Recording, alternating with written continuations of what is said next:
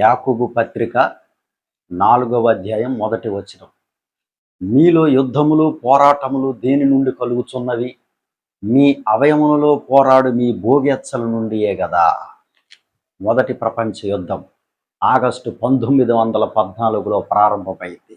Austria దేశం, Russia కానీ, Germany కానీ, ఇంగ్లాండ్ కానీ, ఫ్రాన్స్ కానీ దేశాలకి పడకపోవటం వల్ల ప్రపంచ యుద్ధాలు.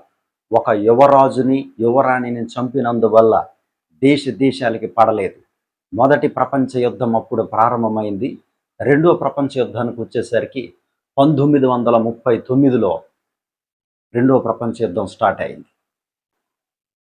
యుద్ధాలు ఒకదానికి ఒకటి పొత్తు లేనందువల్ల ఈరోజు మనిషి ఆస్తుల కోసం, స్థలాల కోసం, పొలాల కోసం, ధనం, ఇల్లు, బంగారం, స్థిరాస్తులు, పట్టాలు, రావలసినటువంటి తదనంతరం కోసం, నీ తర్వాత నువ్వేమన్నా అయితే నీ తర్వాత వచ్చే తదనంతరం నాదే కదా అని చెప్పేసి వాటి కోసం ప్రాకులాడుతూ యుద్ధాలు చేస్తున్నాం.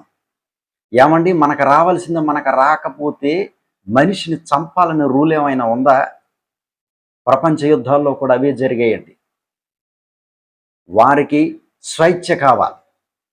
భారతదేశంలో కూడా ఈరోజు ఆగస్టు 15, 1947లో మనకు స్వాతంత్రం వచ్చిందంటే దేశభక్తి నాయకులు చేసినటువంటి త్యాగం అది.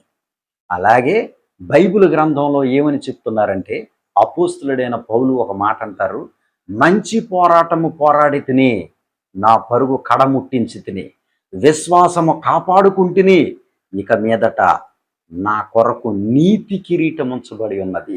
భూమి మీద చేసేటటువంటి పోరాటం కాదు, అది ఆత్మీయ పోరాటం, ఆత్మల సంపాదన కొరకు పోరాటం. కత్తులతో కాదు, బాంబులతో కాదు,